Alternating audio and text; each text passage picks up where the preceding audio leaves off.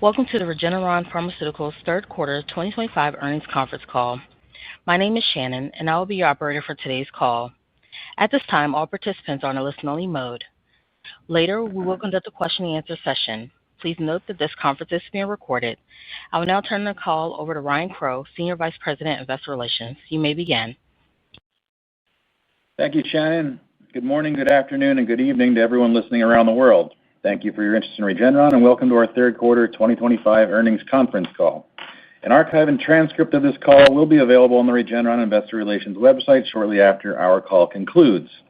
Joining me on today's call are Dr. Leonard Schleifer, Board Co-Chair, Co-Founder, President, and Chief Executive Officer; Dr. George Yancopoulos, Board Co-Chair, Co-Founder, President, and Chief Scientific Officer; Marion McCourt, Executive Vice President of Commercial; and Chris Fenimore, Executive Vice President and Chief Financial Officer.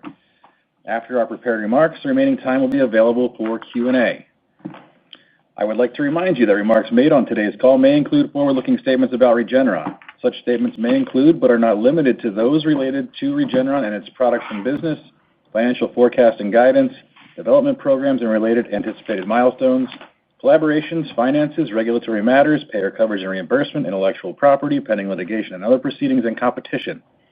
Each forward-looking statement is subject to risks and uncertainties that could cause actual results and events to differ materially from those projected in that statement. A more complete description of these and other material risks can be found in Regeneron's filings with the United States Securities and Exchange Commission, including its Form 10-Q for the quarter ended September 30, 2025, which was filed with the SEC this morning. Regeneron does not undertake any obligation to update any forward-looking statements, whether as a result of new information, future events, or otherwise. In addition, please note that GAAP and non-GAAP financial measures will be discussed on today's call. Information regarding our use of non-GAAP financial measures and a reconciliation of those measures to GAAP is available in our quarterly results press release and our corporate presentation, both of which can be found on the Investor Relations website. Once our call concludes, the IR team will be available to answer any further questions. With that, let me turn the call over to our President and Chief Executive Officer, Dr. Leonard Schleifer. Len. Thanks, Ryan. Thanks to everyone for joining today's call. For my remarks today, I will summarize our third quarter top-line performance, provide an update on EYLEA HD regulatory matters, briefly discuss our recent pipeline progress, and close with some comments regarding our discussions with the United States government to lower drug costs for American patients while preserving innovation. I'll then hand the call over to George, who will provide more details on our pipeline progress. From there, Marion will review our commercial performance, and finally, Chris will detail our financial results and guidance. Regeneron delivered a solid third quarter, driven by double-digit net sales growth for three of our leading products. Compared to the third quarter of last year, worldwide net product sales for Dupixent increased by 26% and Libtayo by 24% at constant exchange rates, while EYLEA HD in the United States grew by 10%. Regeneron had Dupixent global net sales for the third quarter were $4.9 billion, as recorded by Sanofi, with strong growth continuing across approved indications in geographic regions. In the United States, Dupixent net product sales grew 28% compared to the third quarter of last year, while maintaining its leadership position in both new-to-brand prescription share and total prescription share across all indications approved prior to this year. Dupixent is now approved in the United States to treat 8 distinct diseases driven by underlying type 2 inflammation, including diseases of the skin, gut, and respiratory system, spanning age groups from infants to the elderly, and with more than 1.3 million patients globally being actively treated. Dupixent is one of the most widely used biologic medicines.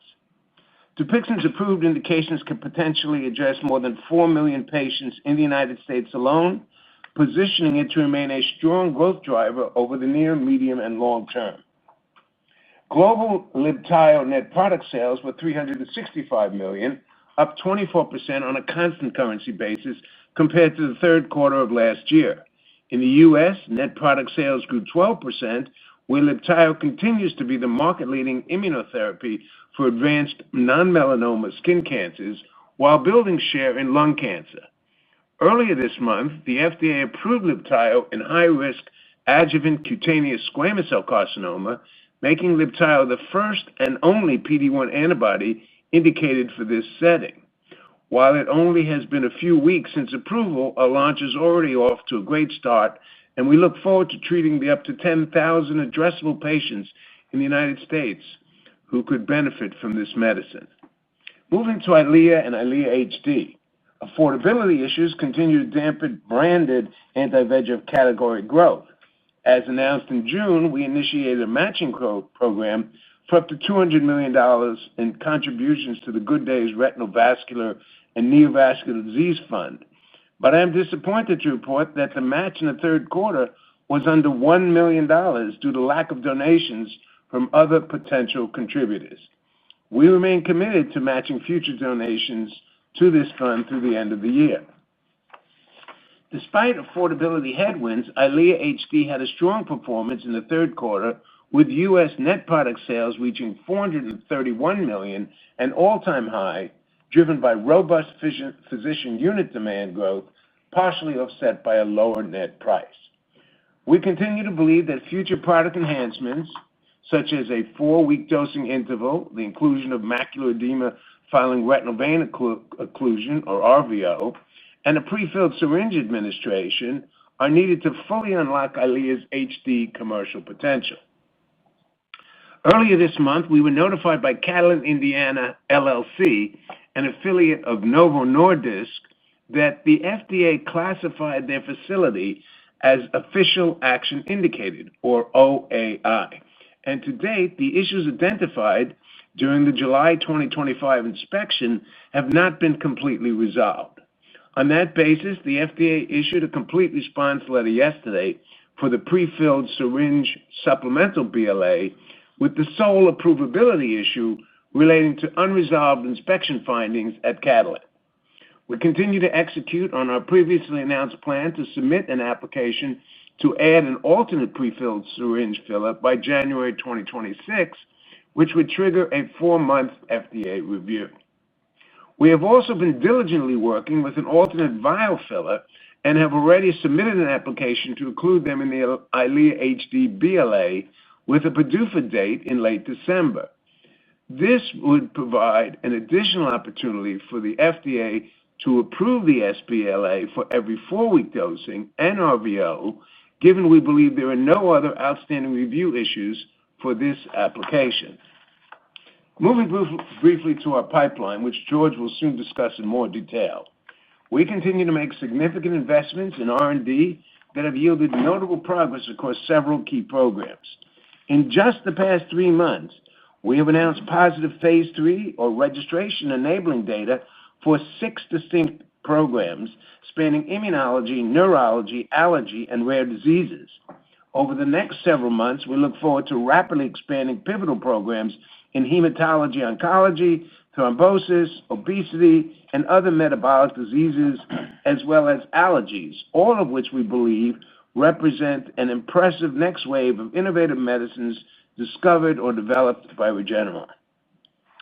Finally, I'd like to take a moment to address our ongoing progress toward reaching an agreement with the U.S. government to help lower the cost of medicines for American patients. We are having constructive discussions with the administration, and I'm pleased to share that our priorities are closely aligned. Both Regeneron and the administration are deeply committed to ensuring that American patients have timely and affordable access to groundbreaking medical breakthroughs. We likewise share the goal of preserving the United States' position as a global leader in biotech innovation and manufacturing. For more than a decade, George and I have argued that foreign governments have benefited from American innovation without sharing the burden of its cost. We are hopeful the efforts of this administration can level the playing field and convince high GDP nations to contribute their fair share, rather than relying on the United States to shoulder the vast majority of this responsibility. By addressing this imbalance, we can ensure a more equitable global system that supports continued advancements in medicine while improving affordability for U.S. patients. Furthermore, we agree that investing in U.S. manufacturing is not only vital for creating jobs and strengthening our economy, but for safeguarding national security. In fact, in testimony before Congress in 2014, Regeneron highlighted the importance of prioritizing biotech manufacturing and innovation in the United States. Regeneron has already made significant commitments in this area, including our plans to invest over $7 billion in infrastructure and manufacturing facilities in New York and North Carolina over the coming years.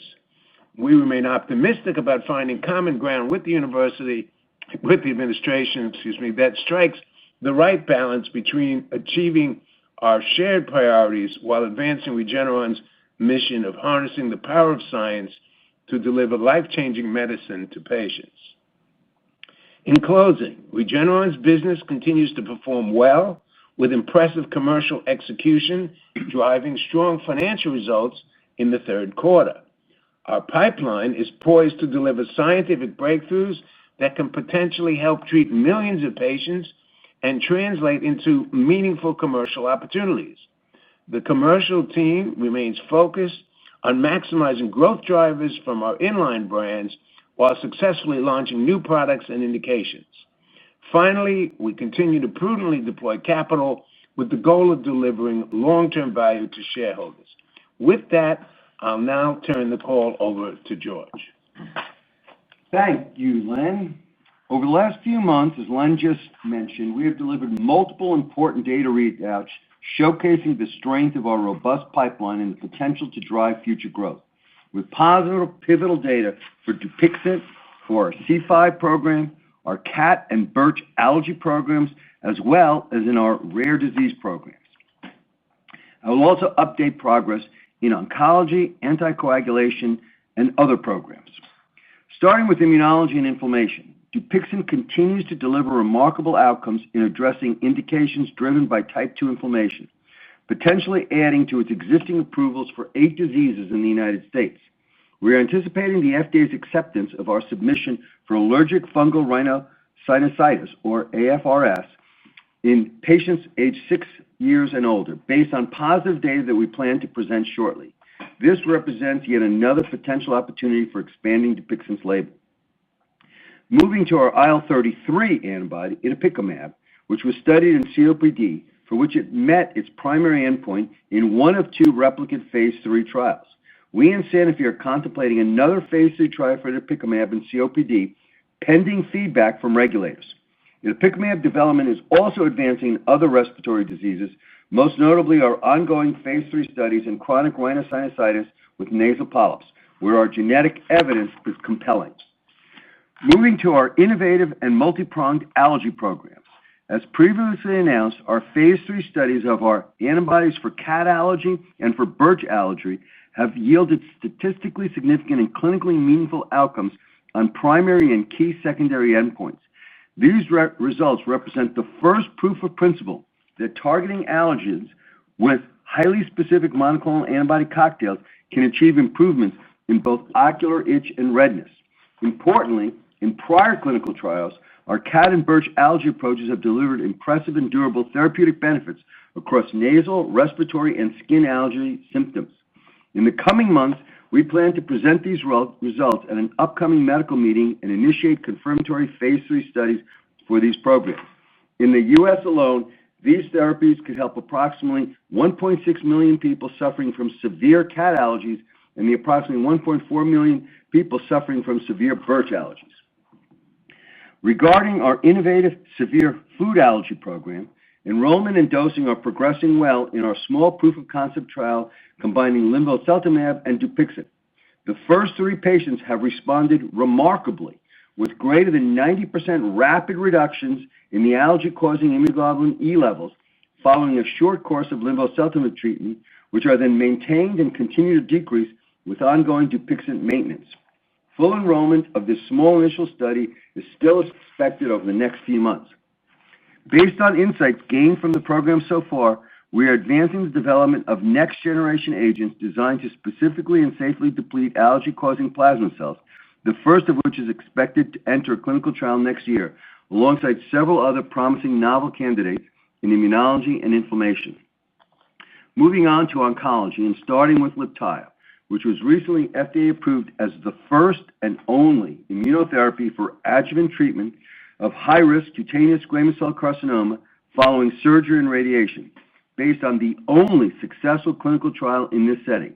The C-post trial data that showed a notable 68% reduction in risk of disease recurrence or death.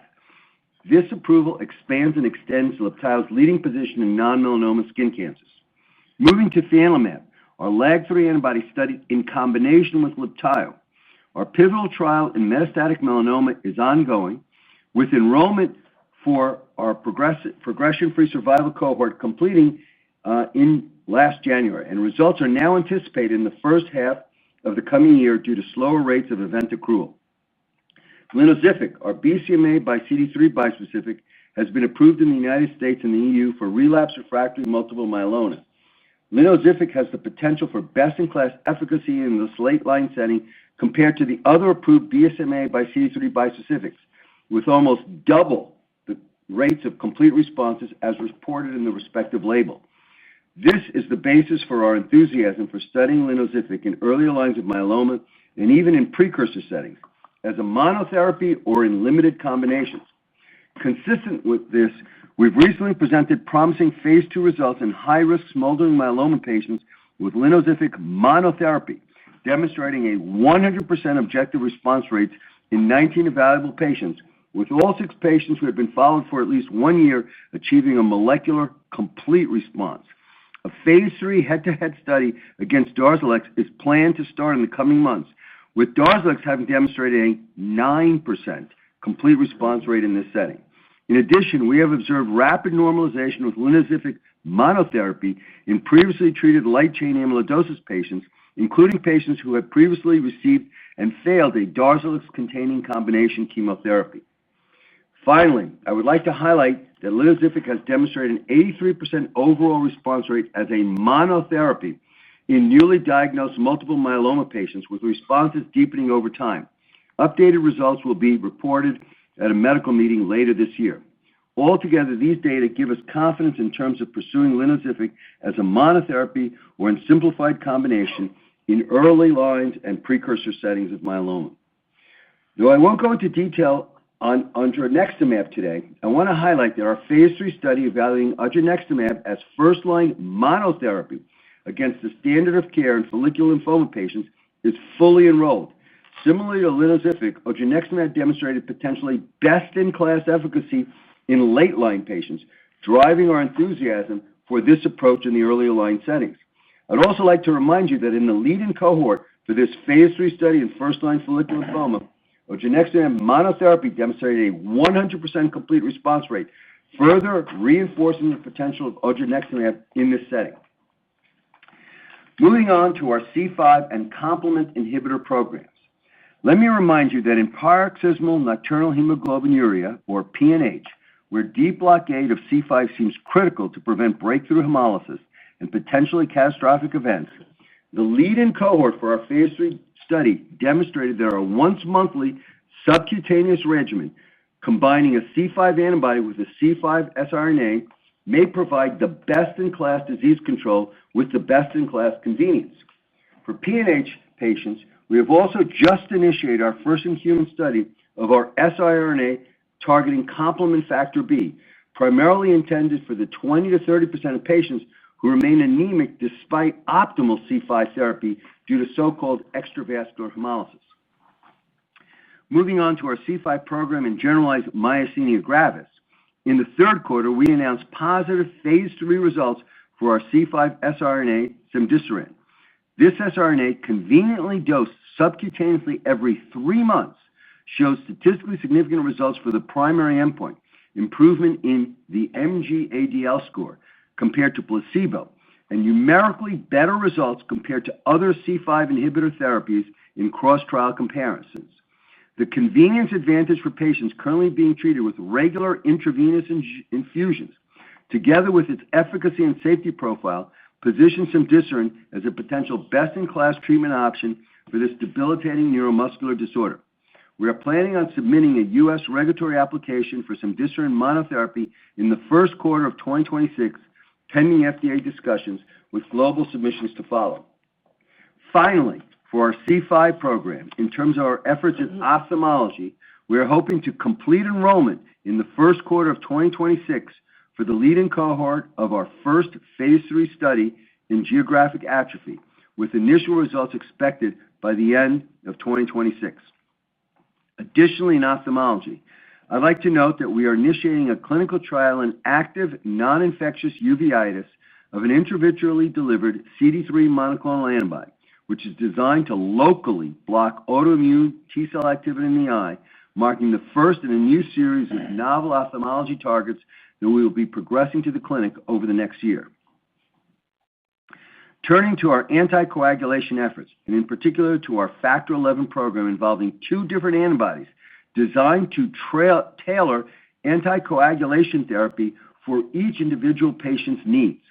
Pivotal studies in postoperative venous thromboembolism following total knee replacement surgery are in progress, with data anticipated in 2027. Pivotal studies in other anticoagulation indications are set to launch in the coming months. On November 10th, we will kick off a new investor event series called the Regeneron Roundtable, which will spotlight our various innovative pipeline programs, starting with our Factor XI story, in which we will provide, for the first time, exciting new clinical data in trials exploring the Factor XI antibodies in catheter-associated thrombosis in a provoked subclinical GI bleeding study. Upcoming Regeneron Roundtables will spotlight our opportunities in hematologic and solid tumor oncology, obesity, and other areas. Moving to our growing siRNA portfolio coming out of our research collaboration with Alnylam, I'd like to highlight our ongoing clinical studies, including our PNPLA3 and Side-B siRNAs in MASH, our SOD and HTT siRNAs in amyotrophic lateral sclerosis and Huntington's disease, and in addition, we plan to begin clinical trials for our alpha-synuclein siRNA for Parkinson's disease and our MAPTau siRNA for Alzheimer's in the coming months. Finally, I'd like to highlight our commitment to developing innovative new approaches in the ultra-rare disease space. In the third quarter, we announced unprecedented clinical benefit using garetosmab in our phase 3 Optima trial in fibrodysplasia ossificans progressiva, or FOP. Individuals suffering from this tragic genetic disorder progressively replace their muscle and soft tissue with abnormal bone formation, encasing themselves in a horrific osseous cage. Remarkably, in the Optima trial, we were able to demonstrate a greater than 99% reduction in abnormal bone formation at 56 weeks, offering great hope for this ultra-rare genetic disorder. Regeneron plans a U.S. regulatory submission by the end of 2025. We are also providing new hope for children suffering from another ultra-rare genetic disorder, in which absence of the OTOF gene results in profound genetic hearing loss. As we recently described in the New England Journal of Medicine, our novel gene therapy approach provided meaningful hearing gains in 11 out of 12 treated children, with several achieving normal hearing levels. The FDA recently announced that this program was the first new molecular entity selected for a Commissioner's National Priority Voucher, and we are finalizing preparations for a U.S. regulatory submission this year. This program highlights Regeneron's commitment to advancing the leading edge of biotechnology. In summary, Regeneron has delivered a quarter filled with positive clinical readouts, advancing our pipeline and reinforcing our leadership in scientific innovation. From groundbreaking advances in addressing some of the most common medical conditions to transformative innovation in the ultra-rare disease space. With that, let me turn it over to Marion. Thanks, George. Our third quarter performance highlights the strength of Regeneron's commercial portfolio. Today's results demonstrate our ability to drive growth of inline brands and to accelerate launch opportunities, delivering our transformative medicines to even more patients. Beginning with EYLEA HD and EYLEA, total combined third quarter U.S. net sales were $1.11 billion, comparable on a sequential basis, as a decrease in EYLEA net sales was offset by an increase in EYLEA HD net sales. EYLEA HD net sales grew 10% quarter-over-quarter to $431 million, again growing faster than any other innovative medicine in the category. EYLEA HD unit demand grew 18% quarter-over-quarter, which was partially offset by ongoing competitive pricing pressures within the category.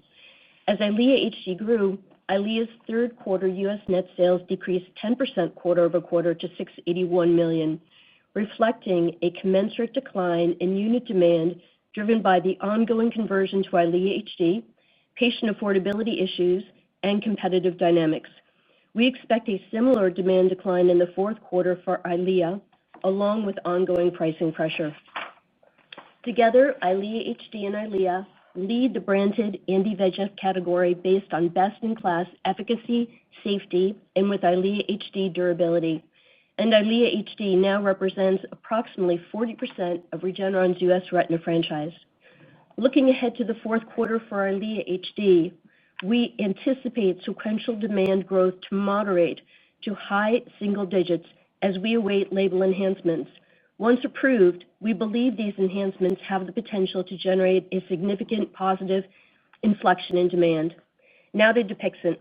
Third quarter worldwide net sales reached $4.9 billion, growing 26% on a constant currency basis compared to the prior year. In the U.S., Dupixent's net sales reached $3.6 billion, reflecting 28% year-over-year growth. Dupixent leads the market across all established indications, including atopic dermatitis, asthma, nasal polyps, and eosinophilic esophagitis. In addition, Dupixent is the main beneficiary of competitor market growth efforts based on its proven efficacy, safety, ease of access, and ability to address unmet patient needs.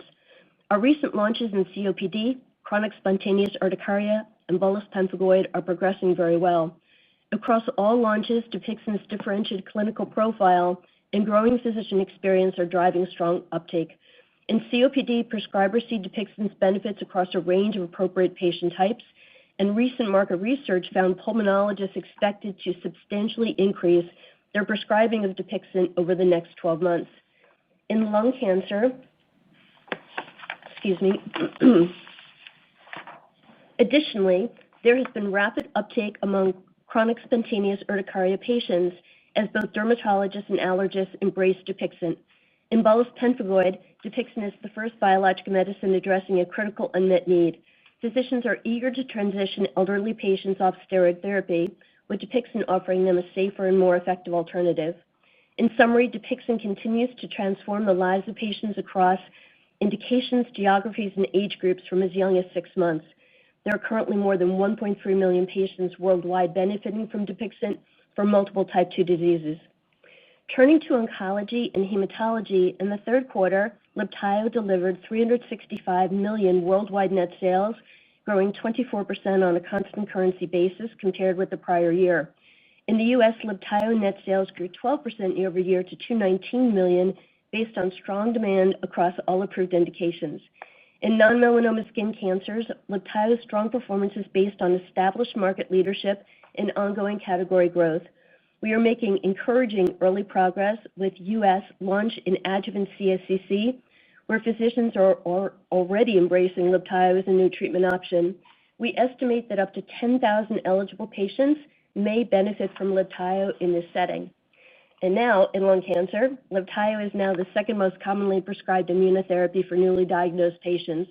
Physicians increasingly recognize Libtayo as an important treatment option based on clinical experience, versatility as a monotherapy or in combination with chemotherapy, and an increasing body of clinical evidence, including recent 5-year survival data. Outside the U.S., Libtayo sales reached $146 million, growing 47% year-over-year on a constant currency basis, supported by sustained demand and ongoing launches in international markets. Moving to our new hematology therapy, Linvoseltamab, we've made strong early progress in commercializing this important bispecific for fifth-line multiple myeloma patients. Positive launch indicators include physician feedback, formulary listings, pathway inclusions, completion of REMS requirements, and payer coverage. While we expect modest revenue contribution in this heavily pretreated population, Linvoseltamab is an important therapeutic advance to the hematology community, and we look forward to additional clinical data supporting its potential use in earlier treatment settings. In summary, in the third quarter, Regeneron delivered ongoing growth across EYLEA HD, Dupixent, and Libtayo, and made important progress in several launches. Our commercial portfolio is well positioned to capitalize on many near-term growth opportunities, enabling us to deliver more treatments to more patients. With that, I'll turn the call to Chris. Thank you, Marion. My comments today on Regeneron's financial results and outlook will be on a non-GAAP basis unless otherwise noted. Third quarter 2025 total revenues of $3.8 billion grew 1% compared to the prior year, reflecting higher Sanofi collaboration revenue driven by strong Dupixent sales growth and continued growth in net sales of Libtayo globally and EYLEA HD in the U.S., partially offset by lower net sales of EYLEA in the U.S. and lower Bayer collaboration revenue. Third quarter diluted net income per share was $11.83 on net income of $1.3 billion. Beginning with the Sanofi collaboration, revenues were approximately $1.6 billion, of which $1.5 billion related to our share of collaboration profits. Regeneron's share of profits grew 34% versus the prior year, driven by volume growth for Dupixent and improving collaboration margins. The Sanofi development balance was approximately $900 million at the end of the third quarter, reflecting a reduction of approximately $300 million since the end of the second quarter and approximately $730 million since the start of the year. Dupixent's continued strength has enabled a rapid reimbursement of the development balance in 2025, and we now expect this balance to be fully reimbursed by no later than the end of the third quarter of 2026. Moving to Bayer, third quarter net sales of EYLEA and EYLEA 8 mg outside the U.S. were $854 million, inclusive of $232 million of EYLEA 8 mg sales. Total Bayer collaboration revenue was $345 million, of which $312 million related to our share of net profits outside the U.S. Other revenue in the third quarter was $198 million, which included $165 million of profit share and royalties associated with license agreements. The increase from the prior year was driven by higher royalty income from Alaris and growth in our share of profits from Arcalyst. Now to our operating expenses. R&D expense was $1.3 billion in the third quarter, reflecting continued investments to support Regeneron's innovative late-stage pipeline, including our pivotal programs for Linvoseltamab and Ordspono in earlier lines of myeloma and lymphoma, our Factor XI program in anticoagulation indications, and our ongoing efforts in other clinical programs. Third quarter SG&A was $541 million, down 12% from the prior year, primarily driven by lower charitable contributions to an independent nonprofit patient assistance foundation. Third quarter 2025 gross margin on net product sales was 86%. The lower gross margin versus the prior year reflects a changing product mix and higher ongoing investments to support our manufacturing operations. Regeneron generated $3.2 billion in free cash flow through the first 9 months of 2025 and ended the quarter with cash and marketable securities less debt of approximately $16 billion. Through the first 9 months of 2025, we have repurchased approximately $2.8 billion of our shares, the most ever allocated to open market repurchases in any full fiscal year in our history. We continue to be opportunistic buyers of our shares and anticipate returning approximately $4 billion to shareholders through dividends and repurchases in 2025. Moving to guidance for 2025, we have updated and narrowed the ranges across our financial guidance, which can be found in our press release issued earlier this morning. Finally, as we turn to 2026, we continue to make significant progress across our innovative pipeline and anticipate advancing multiple large registrational programs in myeloma, lymphoma, anticoagulation, obesity, and other hematology and solid tumor oncology programs, as well as several new assets into the clinic. We believe investing in these programs can drive significant long-term value, and to support these efforts, we currently expect a mid-teens mid-teens % increase in R&D expense in 2026 relative to 2025. We will provide details on 2026 guidance for other line items early next year. In conclusion, Regeneron's third quarter results demonstrate the ongoing strength of our business and enable us to continue investing in our differentiated pipeline to deliver significant advances for patients and drive long-term value for shareholders. With that, I'll pass the call back to Ryan. Thank you, Chris. This concludes our prepared remarks. We will now open the call for Q&A. To ensure we are able to address as many questions as possible, we will answer one question from each caller before moving to the next. Shannon, can we please go to the first question, please? Thank you. As a reminder, to ask a question, please press star 11 on your telephone and wait for your name to be announced. To withdraw your question, please press star 11 again.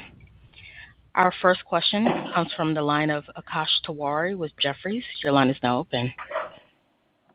Hey, thanks so much. It seems like your team has retooled your commercial strategy on EYLEA, and it seems related to kind of price.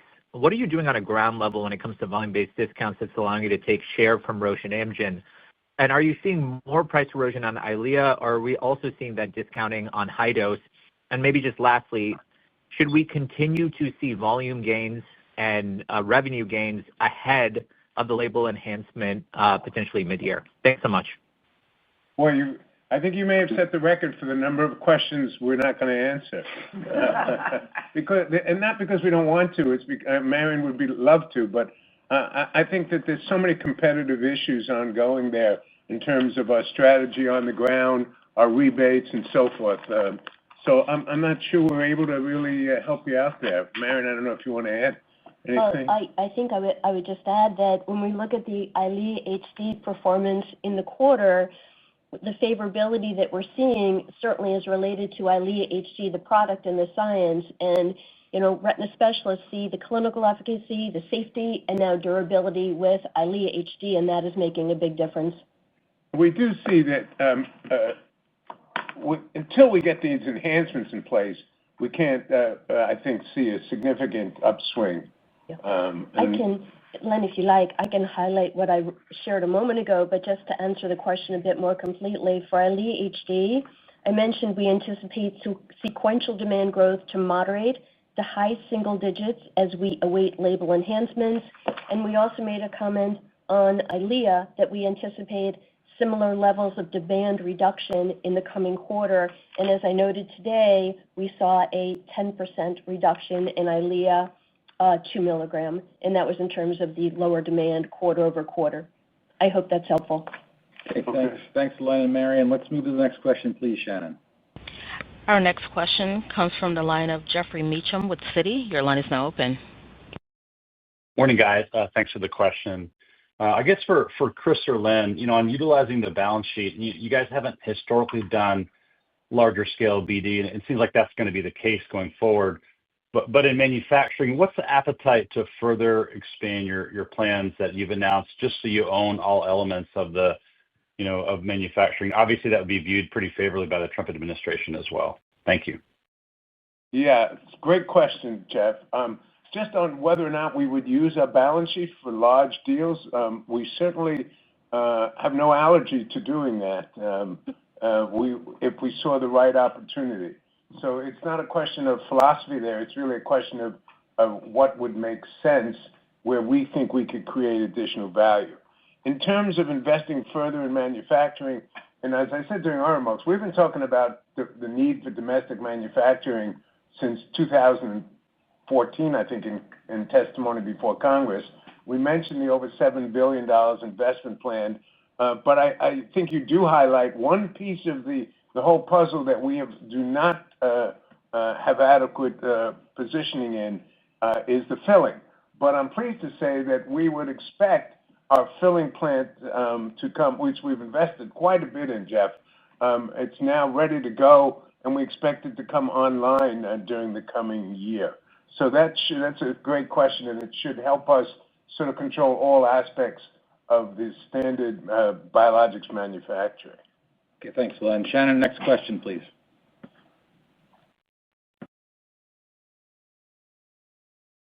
Our next question comes from the line of Chris Raymond with Raymond James. Your line is now open. Thanks for taking the question. Just maybe a question on EYLEA HD. Marion, I think I've heard you talk a lot about the importance of these labeling enhancements, and Len, I just heard your comment about share and how important they are. But I think we've come to understand maybe the primary need here is, and the reason for these enhancements and why they're important is for certain clinics to have dosing flexibility so they can center their inventory around one drug. But just maybe, Marion, as you've seen this market evolve, can you talk about how that clinic inventory policies have evolved over time, and especially how private equity in this space may be influencing this? Or is this really more of a, as you're looking for share with clinics that don't necessarily have, relatively aggressive inventory policies? Thanks. So, Chris, my comment would be that the retina community and certainly retina KOLs look for the ability to select the right product for their patients.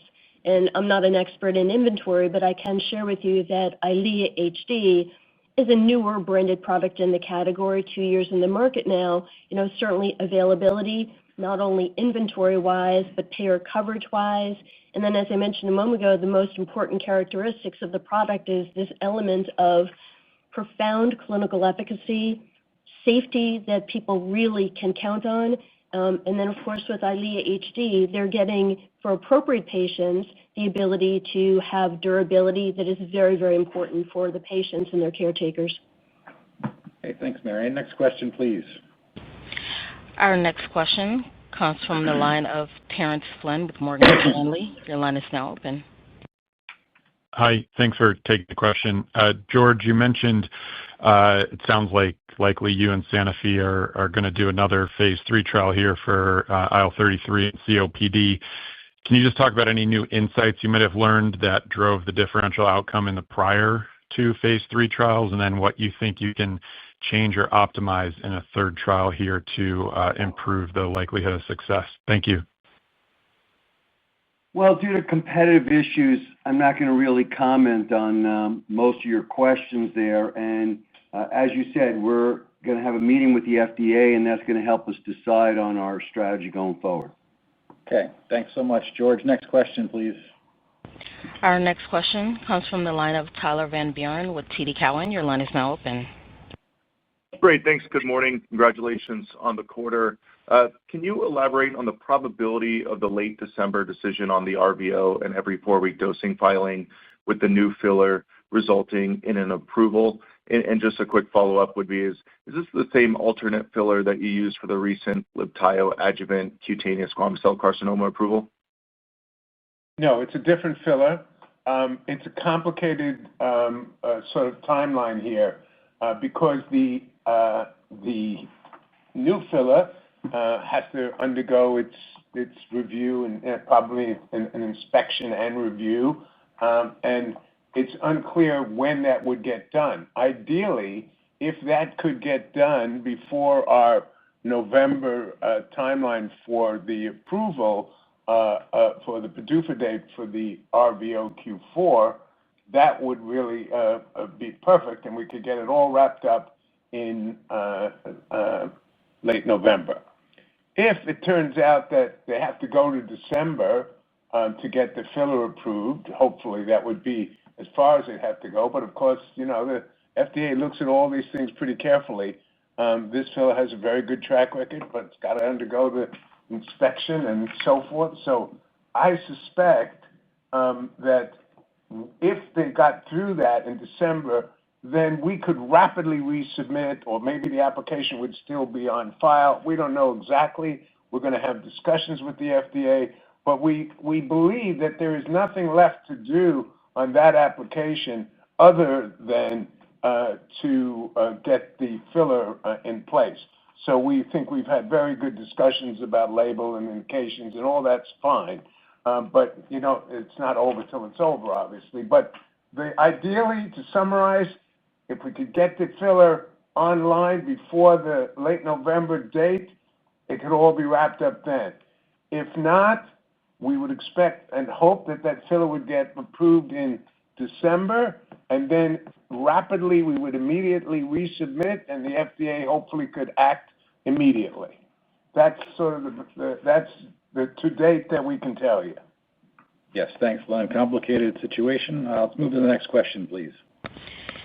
Our next question comes from the line of Evan Seigerman with BMO Capital Markets. Your line is now open. Hi, guys. Thank you so much for taking my question. Just taking a step back, can you walk me through some of the internal changes you've made with your regulatory manufacturing teams to prevent the CRLs that we've seen of recent and ensure that products that should be approved get approved and get to patients as quickly as possible? Thank you. Now, that's a very pointed question, and I really want to address it head on. The issues that we have not been internal regulatory problems. We have a terrific relationship with the FDA. Our regulatory team includes people who used to work at the FDA or people who've been in the industry doing this for decades. There's no shortage of expertise or relationships on a regulatory front. We've certainly asked that question. The board always asks that question, and there's no issue there. On the manufacturing front, we recognize that it would be more ideal if we could have our own filling. We would have expected to have that by now, but we got delayed dramatically during COVID because of supply chain issues in manufacturing. As I said, we hope that filling will come online next year. In terms of getting backups and what have you, it's a relatively complicated situation. We've been working on backups for quite a long time now. The problem, as you might imagine, is that for good reason, the FDA is very finicky about showing where you're going to make the product, literally what equipment it's going to touch, and then you have to do stability testing and all that and quality testing, all that for a given filler, and that takes quite a bit of time, quite a bit of resources.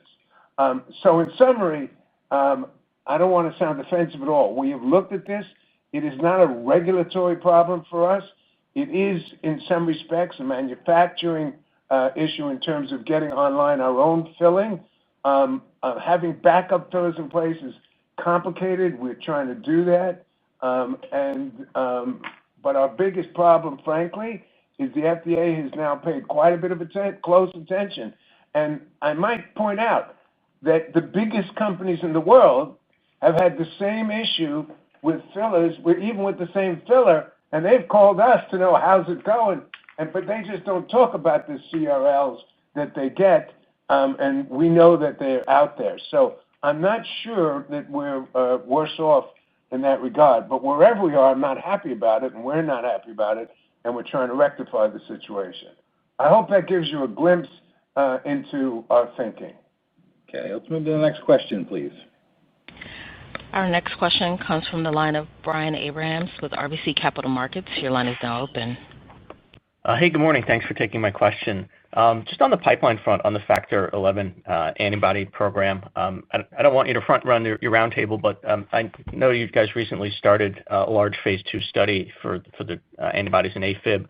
So I'm just curious what you guys are looking for out of that study and maybe out of other Factor XIs in development to move into registrationals in that and other large indications and really accelerate that program. Thanks. Well, the phase 2 study is a run-in study into what we anticipate to be our phase 3 pivotal program there, and we are in pivotal programs in other settings where anticoagulation can be important. And of course, what are we looking at? We're trying to understand as well as we can the benefit-risk ratio for our two distinct antibodies. We think in this program, it's all going to be about benefit-risk. We think that, frankly, in some ways, decreases in bleeding risk are going to be, frankly, more important than, in some cases, the anticoagulation effect. As long as you have anticoagulation effect, but if you have really a safe way of achieving it, we think there's a plethora of settings where these two antibodies can respectively find their place, and particularly in places maybe even much larger than the SPAF indication, where right now use of anticoagulants is very limited because of the bleeding concerns. That's what's really limiting the utilization of anticoagulants more widely across many, many, many more settings. And so we think that our approach, using two antibodies, is going to allow us to really customize and tailorize how individual patients are treated, where we can optimize, we can pick the antibody perhaps with the least bleeding risk for the patients who are most concerned about that, while providing a different antibody with maybe higher anticoagulation capability when that's needed. So we think there's a lot of opportunities here beyond SPAF.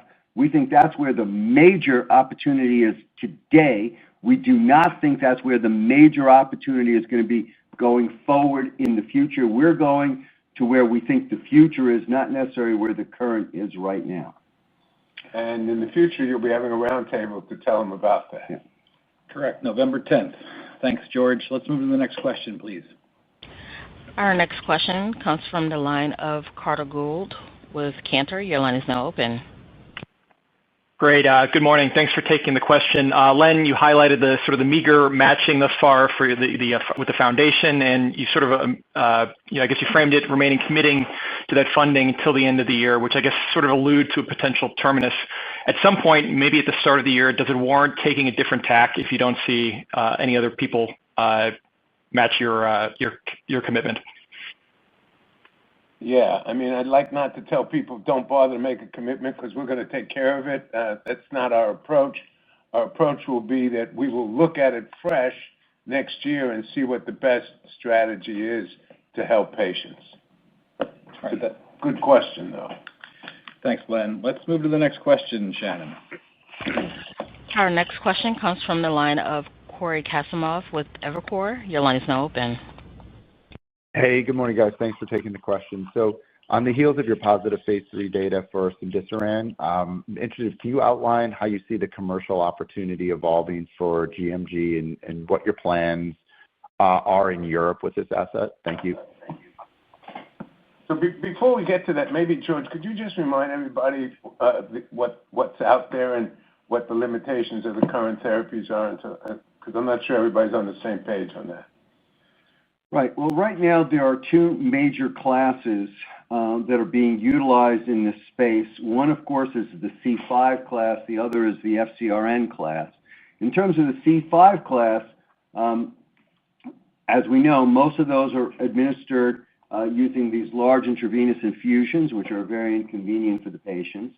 And in terms of the FcRn class, those are given via also intravenous infusions approaches right now, or ultimately they may move to large volume subcutaneous approaches that are also somewhat difficult to self-administer. But in any case, the issues also have to do with safety and efficacy.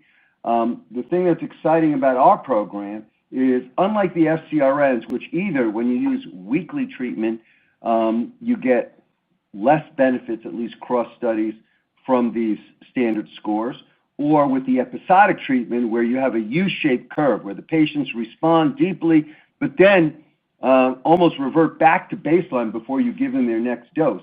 The C5s allow you to have stable, deep control through the entire dosing period. And cross-study comparison, our agent seems to have, in terms of the standard measure that is being used to evaluate these, the best cross-trial efficacy that's stable and continuous throughout the dosing period.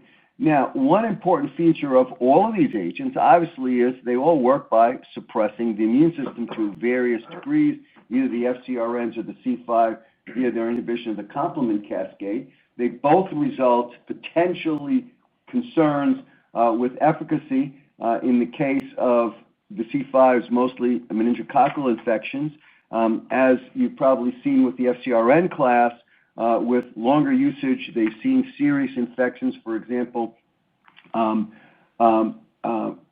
resurgence of EBV and even fatal EBV infections. So those are concerns with everything that's available in the class. The thing that's exciting about our program is not only do we seem to have at least potentially best-in-class and stable efficacy with dosing using the most convenient dosing regimen, which is subcutaneous once every 3 months. Nothing like that has ever been seen for this class, delivering this sort of efficacy.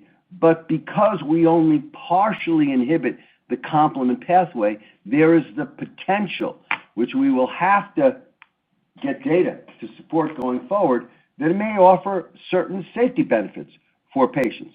So the exciting thing about the program is we certainly have the most convenient dosing regimen. We seem to have the most consistent efficacy with cross-study comparisons, the deepest control, and the fact that we don't completely inhibit the target in this class. There is the long-term opportunity that we may be able to show that we may have better safety for patients as well here. So it's a very exciting profile, I think, to potentially be able to deliver for these class of patients who are really needing better treatments in terms of convenience, in terms of efficacy, but also in terms of safety. Marion? Sure. So everything we're doing in the launch strategy for commercialization is based on the very encouraging clinical profile that George is describing. So we're very excited about this opportunity. We will be launch ready, and we do feel for this really important category in patients with unmet need that we potentially have a very highly differentiated product to bring into the marketplace. Thanks, George and Marion. Let's move to the next question, please, Shannon. Our next question comes from the line of Simon Baker with Rothschild & Company Redburn. Your line is now open. Thank you very much for taking my question, my first ever question on the call. I just wanted to go back to your comments, George, on intravitreally delivered CD3. You're trying it initially in uveitis. I just wonder what the scope of your ambition was in that setting, given the role of T-cell infiltration in glaucoma, which obviously a much bigger indication. Any thoughts on where this could go would be much appreciated. Thank you. I didn't hear what you said about glaucoma. What in glaucoma? So there's some evidence that glaucoma is caused in greater or lesser part by T-cell infiltration in the eye. So I just wondered if using CD3 antibodies in this setting would potentially encompass that indication as well as uveitis. Yeah. So we're very excited about our CD3 antibody program, as you mentioned. We believe that this is the world's first complete blocker of CD3 or T-cell function that's ever been evaluated in the clinic. There have been partial blocker, partial agonists to date. We think that going into the eye in uveitis, which a lot of data suggests that most, if not all, of these uveitis are related to T-cells. If we can block the T-cells locally because the doses that we're going to be using are very low, they're not going to be having systemic effects, you can have really profound benefit in this high unmet need without subjecting patients to any sort of global or systemic immunosuppression. So we really think this is a very novel, very different approach to active non-infectious uveitis. We think it's the perfect setting to try our CD3 antibody. We have been working a lot on glaucoma. I'm glad that you brought it up. I believe, based on our Regeneron Genetics Center, which are world leaders in understanding the genetic basis of disease, we've, I think, uncovered the most important drivers genetically of glaucoma, and we will be rolling out in the very near future our strategy and our programs in a very near clinical program in glaucoma as well. So I'm glad you brought it up. I'm glad you're interested in it. But these are going to be two very different, distinct programs. We're going to have our CD3 program for non-infectious uveitis, and we're going to be rolling out a very special and very exciting program in glaucoma based entirely on our internally discovered genetics capabilities. We think that these programs really have the opportunity to create entirely new franchises in ophthalmology. The way we think about it, one could be the EYLEA for uveitis, the other could be the EYLEA for glaucoma. So stay tuned. Thank you, George. Very exciting. I think we have time for 3 more questions, Shannon. Our next question comes from the line of Alexandria Hammond with Wolfe Research. Your line is now open. Thanks for taking the question. On the upcoming LIBTAYO LAG-3 readout, it seems like the goal is to outperform Opdualag. but could you share your confidence in demonstrating a stat-sig benefit against Keytruda? And as a follow-up, can you tell us a little bit more about the open-label phase 3 trial you have ongoing against Opdualag? Is it just another show of confidence that your combo can be more potent than the currently approved option? A lot of questions in there, but first and most importantly, our study is ongoing. As you said, we are trying our combination versus Keytruda. Our hope is that the Keytruda will behave as it has more or less historically, and our hope is that, remember, we have two arms in the study, a low dose and the high dose, that the two arms, at least one of them, will behave better than the Keytruda arm. The way we powered the study is that we powered it to not only hit PFS and OS, and with the minimal expectation that if we have Opdualag-like activity, we powered the study so that we can win in both PFS, but also where Opdualag failed in OS.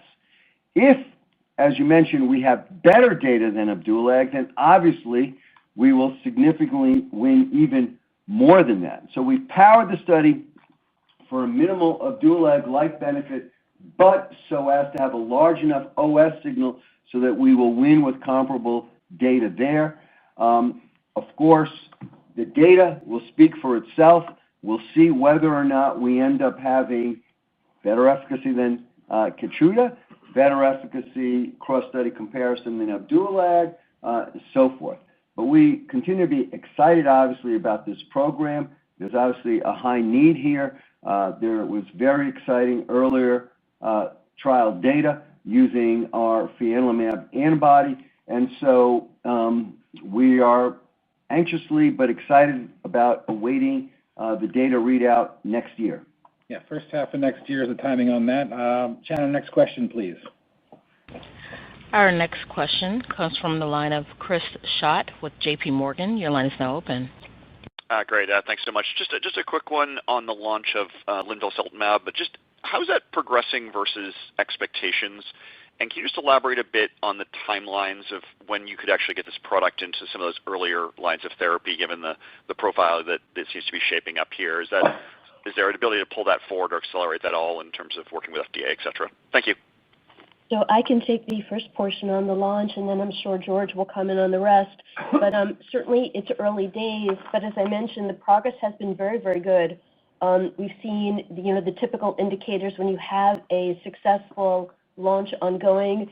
Physician feedback has been very favorable on formulary listings, pathway inclusion, REMS requirements, payer coverage. So we are pleased with what we're seeing so far, and certainly the enthusiasm of the hematology community for linvoseltamab is high, keeping in mind this is the fifth-line setting for multiple myeloma patients, so a heavily pretreated population. But to George for earlier lines. Well, we believe that if one looks at the totality of the data, certainly, if it was me or somebody that I cared about giving the late-stage patients any of these treatments, I think linvoseltamab would be the choice based on all the available data out there. And importantly, what this says, if it looks like it has the potential for impressively more benefit in the late-line patients, that of course suggests that it should have also the best benefit for the early-stage patients. Because of that, we've taken on a lot of very aggressive programs in the early stages, not only in first-line myeloma and in second-line myeloma, but in the pre-malignant settings. As I summarized, we now have data in most of these settings, either as monotherapy or in very limited combinations, most of which we've now presented to varying degrees. And the data really is stunning and unprecedented. We're having high rates of seeing molecular complete responses in smoldering, in amyloidosis, which is a pre-malignant condition, but where the protein made by the abnormal cells can cause problems. Once again, unprecedented monotherapy activity. In the first-line setting, we've described that, and in later-line settings with new combinations that we're also trying, unprecedented levels of activity. So we think that this program really has the potential to change the face of treatment for this disease indications in all of its manifestations, whether it be premalignant precursor settings, whether it's early line disease, whether it's second line disease, or whether it's for the late stage patients. So I think this is an exciting time for the field, and I just want to remind you that in many ways our odronextamab program is quite similar in that, particularly in follicular lymphoma, where we look like we have the best late line data. We're going aggressively in earlier line disease, and once again, we've released the data, lead-in cohorts of phase 3s as monotherapy and so forth. Once again, unprecedented efficacy in these small initial cohorts that we're looking at, which really get us excited that these bispecifics really have the chance to really change the hematologic oncology space in their respective settings. So let me just add to that before we go to the next question. One is, I think, inherent in what George is saying there is that all bispecifics are not created equal. The team spends an enormous amount of time with all the technology at hand to select and create bispecifics that we think are different. Fundamentally different, and that's why we think we're seeing better data. I just also want to emphasize, we're making a huge commitment here. We expect to conduct as many as 10 registrational trials for linvoseltamab, including, as George outlined, a broad registrational program in frontline or even earlier myeloma patients, both for transplant eligible and ineligible. This is a big space. It's a $30 billion market potential. DARZALEX alone is annualizing at $15 billion. You saw some cross-study data that suggests that we can outperform. We've had some success where DARZALEX has already failed in the IgA space, and we've had some success and cross-study comparisons in the smoldering. So I think this is pretty exciting, as George outlined. It's a huge commitment. You expect us to spend a lot and go very as fast as we can. Somebody asked about, can we accelerate with the FDA? We're certainly going to talk with the FDA and advise them that we think we have the best program. How can we work together? You meant amyloidosis, not IgA. Sorry, anyway, go ahead. I meant amyloidosis. Thank you. Thank you, Len and George. We also look forward to having a Regeneron roundtable on linvoseltamab in December of this year. So let's move to our final question, Shannon. Our last question comes from the line of Salveen Richter with Goldman Sachs. Your line is now open. Good morning. Thanks for taking my question.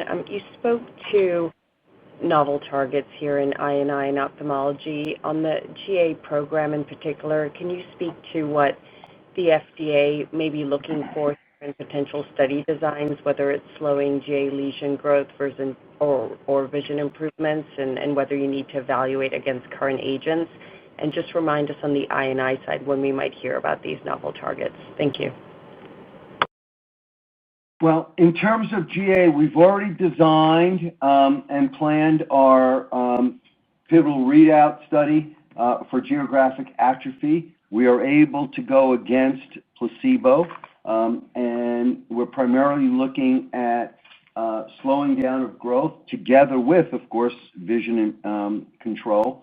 And as I said, we have data from our the cohort A from our phase 3 trial, where we expect readout in the second half of 2026, which really will help inform whether this novel systemic approach, which can have a lot of advantages in terms of the issues of having to bilaterally inject two eyes multiple times, as opposed to being able to systemically treat, we'll know whether there's a real opportunity there or not from that data. I think that in terms of our I&I programs, I think you'll probably be hearing about one of the first additionally to the CD3 program, which obviously a related I&I and ophthalmology program. You'll be hearing it roll out over the next couple of months with hopefully a new clinical program initiating next year.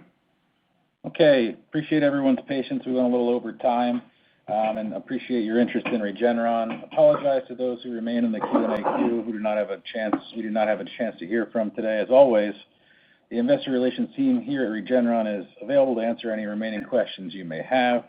Thank you once again, and have a great day. This concludes today's conference call. Thank you for your participation. You may now disconnect.